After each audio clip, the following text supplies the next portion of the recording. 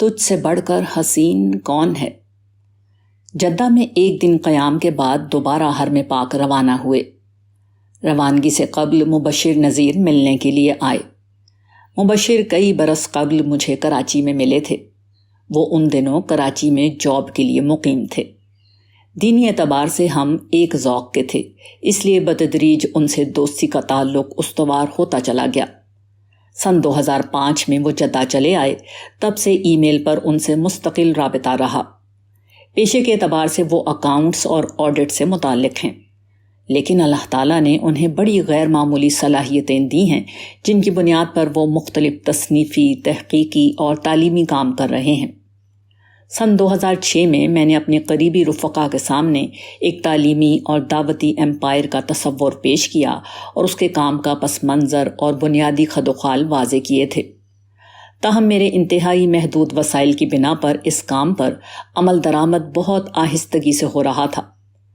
تاہم 2008 میں نے مبشر سے یہ درخواست کی تھی کہ وہ اس منصوبے میں سے تعلیم کے حصے کی ذمہ داری اٹھا لیں۔ چنانچہ انہوں نے یہ ذمہ داری اٹھا لی اور پہلے مرحلے پر عربی کی تعلیم کا ایک مکمل نصاب بنا دیا ہے، جبکہ حال ہی میں مسلم فرقوں اور اہل علم کے افکار کے تقابلی مطالعے پر بھی بڑا زبردست کام کیا ہے۔ مبشر نذیر انٹرنیٹ پر ایک مقبول ویب سائٹ بھی چلاتے ہیں۔ مبشر سے اس وقت تو ایک تمہیدی ملاقات ہوئی۔ آنے والے دنوں میں ان سے کئی نشستیں ہوئیں جن کی تفصیل بعد میں آئے گی۔ مبشر نے اپنے ڈرائیور کی یہ ذمہ داری لگا دی تھی کہ وہ ہمیں حرم پاک چھوڑ دیں۔ چنانچہ ان کی گاڑی میں ہم ایک دفعہ پھر مکہ مکرمہ پہنچے۔ پچھلی دفعہ عمرے کے بعد ہم نے ایک مناسب ہوٹل دیکھ لیا تھا، اس لیے سیدھا اسی ہوٹل میں پہنچے۔ اس دفعہ ہم مکہ مکرمہ ہفتہ بھر قیام کے ارادے سے آئے تھے۔ الحمدللہ اللہ تعالیٰ نے یہ قیام بہت آسان کر دیا۔ ہوٹل حرم پاک سے زیادہ دور نہیں تھا۔ دن میں موسم گرم تھا لیکن رات میں بہتر ہو جاتا تھا۔ بھائی صاحب کے ساتھ ہونے کی وجہ سے ہر پہلو سے ہمیں بہت سہولت رہی۔ میں سن 88 میں پہلی دفعہ یہاں حاضر ہوا تھا۔ اس کے بعد سعودی عرب کے قیام میں اللہ تعالیٰ نے نہ جانے کتنی دفعہ مجھے حرم پاک میں آنے اور یہاں قیام کرنے کی سعادت بخشی۔ آج ایک دفعہ پھر ذات قدیم الاحسان کی بے انتہا عنایت کا ظہور ہوا اور مجھے یہاں حاضری کا شرف ملا۔ حاضری کے ان تمام مواقع پر میں مسجد الحرام کے سوا مکہ میں کہیں اور نہیں گیا۔ گرچہ مجھے سیاحت کا بہت شوق ہے، تاریخ اور خاص کر اسلام کی تاریخ اور اس کے تاریخی مقامات سے گہرا لگاؤ ہے، لیکن مکہ میں کبھی حرم کے سوا میں نے کچھ اور نہیں دیکھا۔ یہاں آنے سے قبل مبشر کی ایک کتاب قرآن اور بائبل کے دیس میں پڑھ کر ان تمام تاریخی مقامات پر جانے کا بہت شوق ہو گیا تھا جن کا انہوں نے تفصیلی احوال بیان کیا تھا۔ انہوں نے از راہ عنایت بارہا یہ کہا بھی کہ میں ایک دن کے لیے اپنا ڈرائیور بھیج دیتا ہوں، اس کے ساتھ مختلف مقامات پر چلے جائیں۔ لیکن حرم آنے کے بعد ہر دوسرا شوق دل سے نکل گیا۔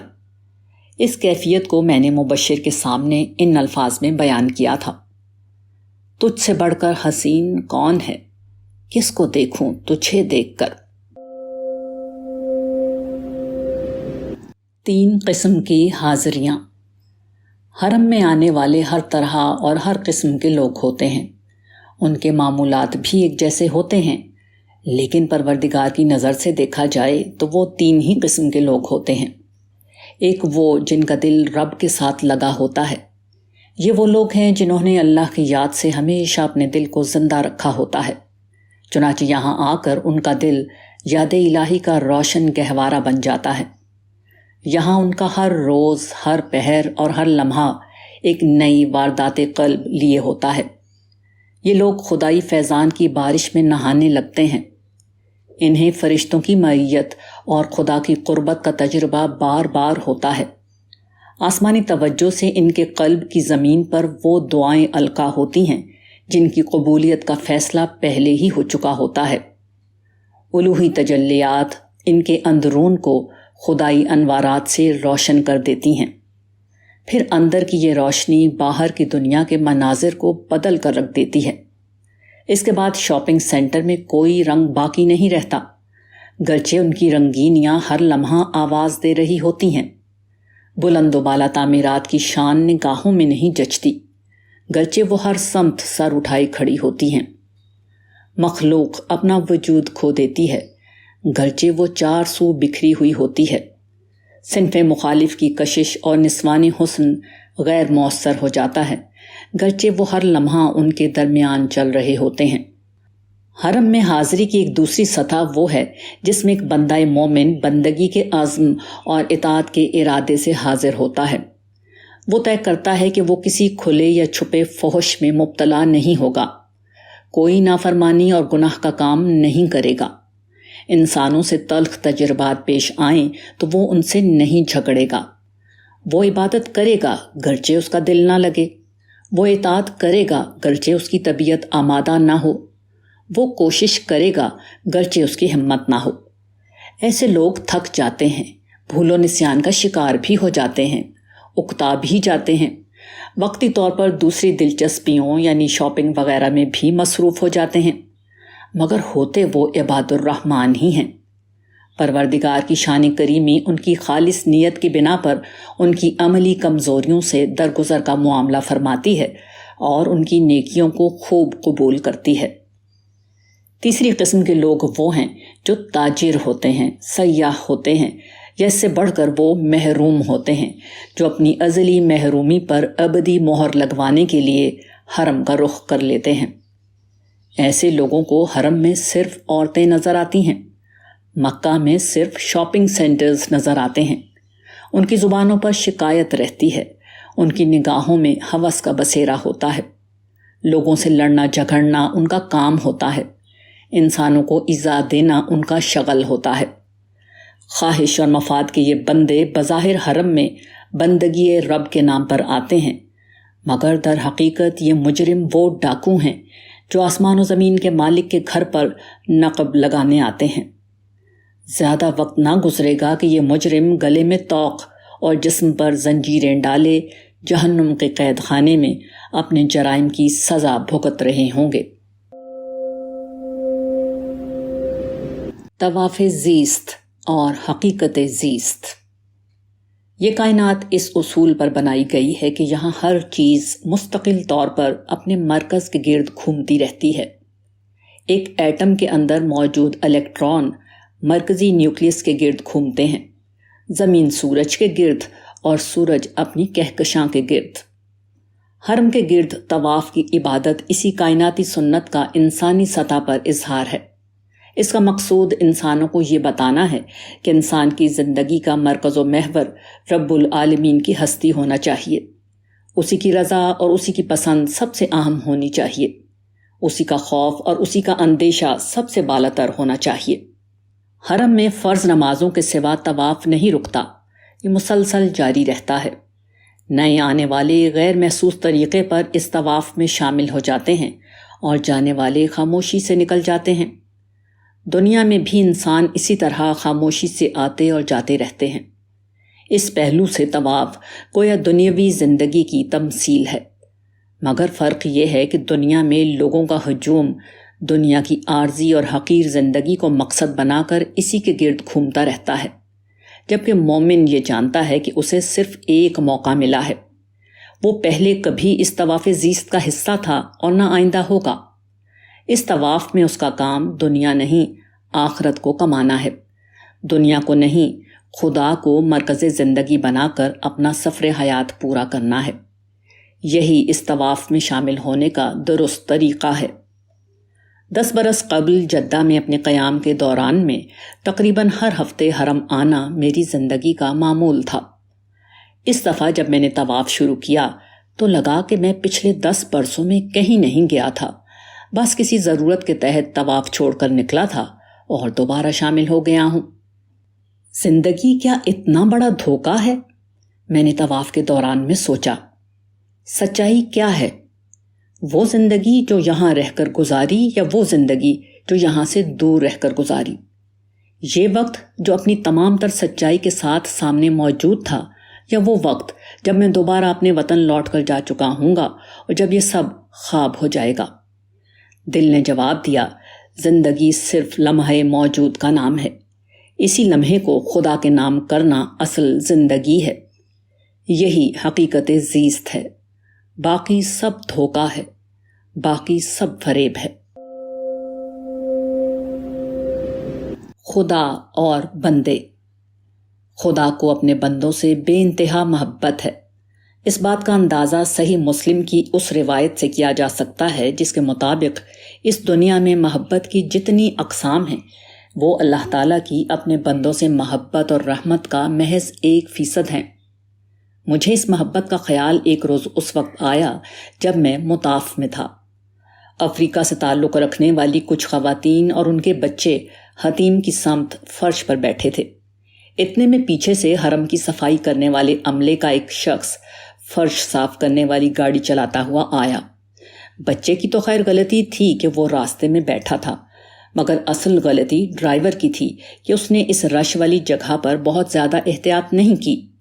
وہ صحیح اندازہ نہیں کر سکا اور گاڑی کا ایک پہیہ بچے کے ہاتھ پر چڑھ گیا۔ بچہ چیخیں مار کر رونے لگا اور اس کی ماں اسے چپ کرانے لگی۔ میں دور کھڑا یہ منظر دیکھ رہا تھا۔ اس کی اذیت اور تکلیف دیکھ کر میں تڑپ اٹھا۔ بے اختیار میری آنکھوں سے آنسو بہنے لگے۔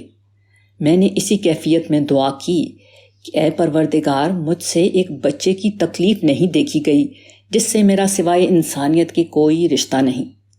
میرے بس میں ہوتا تو میں لازماً اس بچے کو بچا لیتا۔ تیرے بندوں پر بھی قیامت کا حادثہ گزرنے والا ہے جس کی سختیاں اس تکلیف سے ہزاروں گنا سخت ہوں گی، مگر کوئی نہیں جو انہیں بچانے اٹھے۔ اب تو ہی اٹھ اور اپنے بندوں کو جہنم سے بچانے کی کوئی تحریک برپا کر دے۔ تو ہی اپنے بندوں کو بچا لے۔ یہ دعا قبول ہوتی ہے یا نہیں یہ تو اللہ ہی بہتر جانتا ہے، مگر حقیقت یہ ہے کہ آخرت کے پیغام کے واحد حاملین مسلمان ہیں۔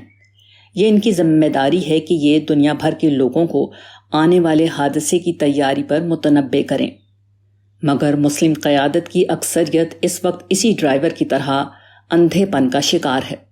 وہ یا تو فرقہ پرست ہیں یا قوم پرست۔ انہیں مفروضہ اکابرین اور اپنے مفروضہ دشمنوں کے سوا کچھ نظر نہیں آتا۔ جنت، جہنم، قیامت، قرآن، خدا اور رسول خدا کے پیغام کو دیکھنے سے ان کی نگاہیں اندھی ہو چکی ہیں۔ اب انسانیت کی واحد امید کوئی ایسی تحریک ہے جو رسول اللہ صلی اللہ علیہ وآلہ وسلم کے انذار آخرت کے مشن کو پورا کر دے۔ تعمیرات حرم۔ مسجد الحرام کے ارد گرد اور خود اس میں بہت بڑا تعمیراتی کام جاری ہے۔ جیسا کہ پیچھے بیان ہوا ہے کہ میں سن 88 میں پہلی دفعہ یہاں حاضر ہوا تھا۔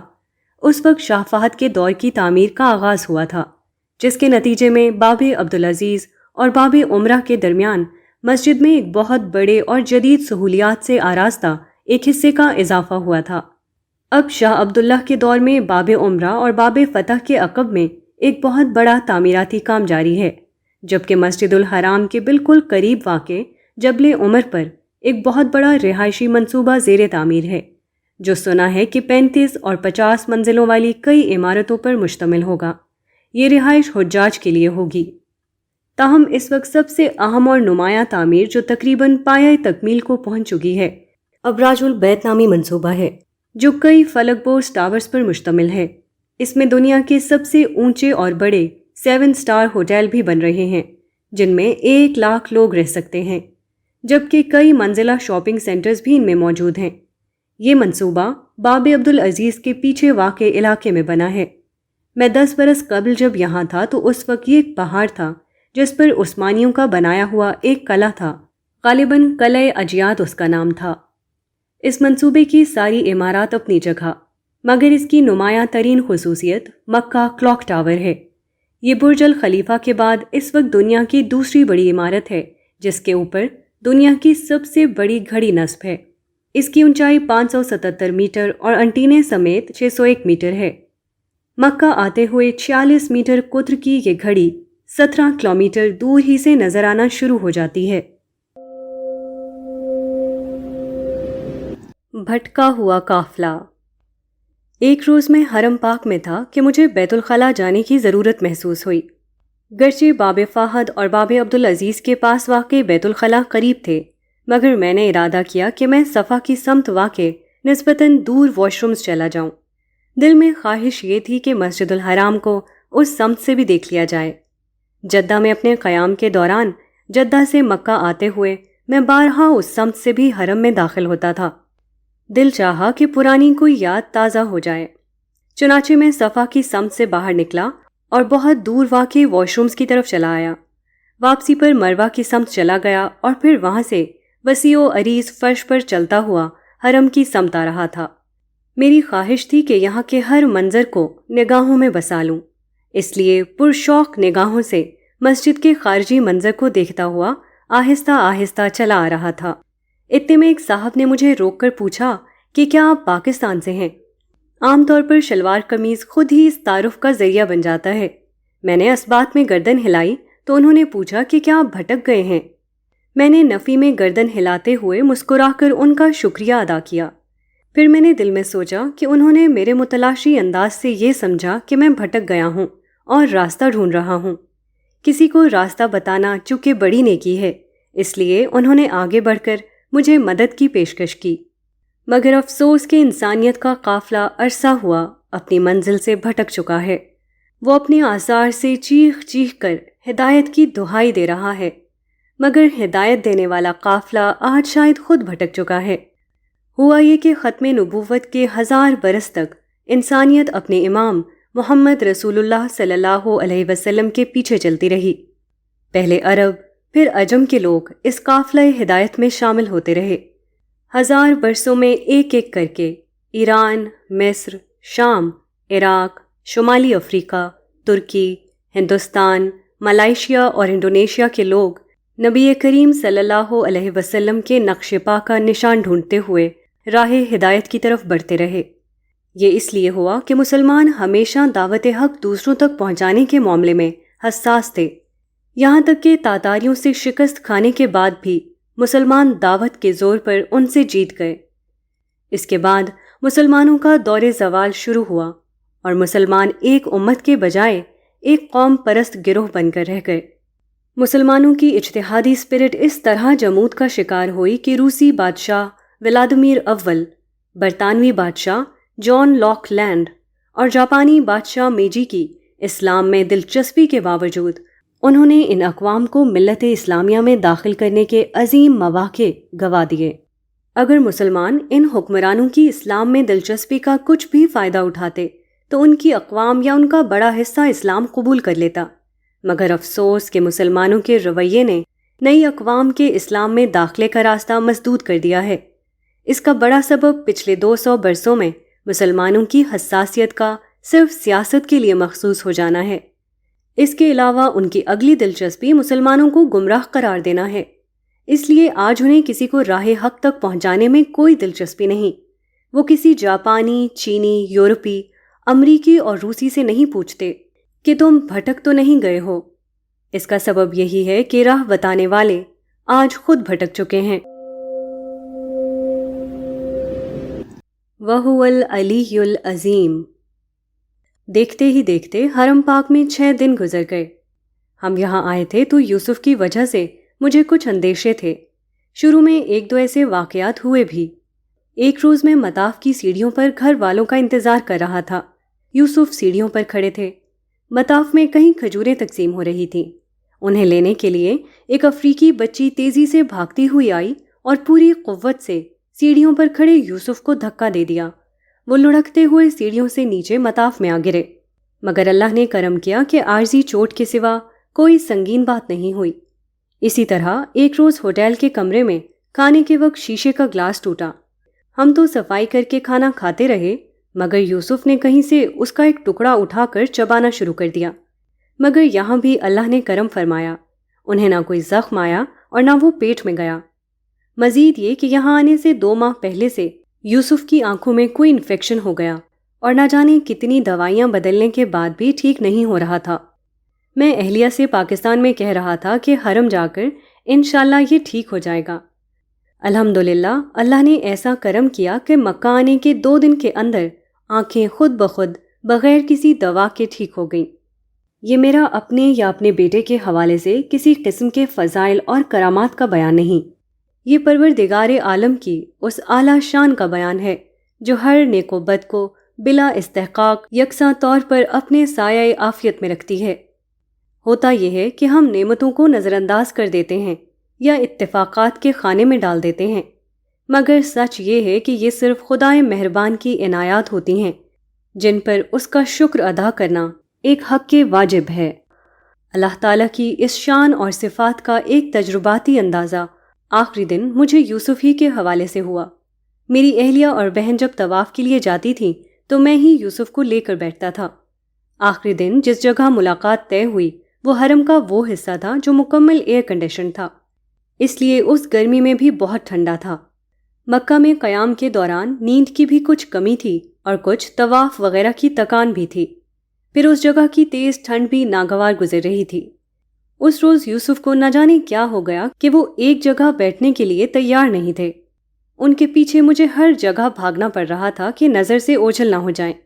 چنانچہ ان سب باتوں کے ساتھ میرے لیے یوسف کے پیچھے پیچھے گھومنا بہت پرمشقت ہو گیا، اور اس دوران میں سوچتا رہا کہ وہ ہستی جس کی کرسی اور اقتدار آسمان و زمین پر محیط ہے، اس کا کام کتنا مشکل ہوگا، مگر وہ کہتا ہے کہ اس پر ان کی نگہبانی کچھ بھاری نہیں اور ان کی حفاظت اسے نہیں تھکا پاتی، اور وہ بہت بلند اور عظیم ہے۔ وَلَا يَؤُودُهُ حِفْظُهُمَا وَهُوَ الْعَلِيُّ الْعَظِيمُ۔ چنانچہ یوسف کے پیچھے دوڑتے ہوئے میں آیت الکرسی کے یہ الفاظ پڑھ کر خدا کی عظمت کا احساس کرتا رہا۔ مبشر اور قاضی مدثر صاحب سے ملاقات۔ پروردگار کی عنایت کے ساتھ ہم 6 دن بعد حرم سے واپس لوٹے۔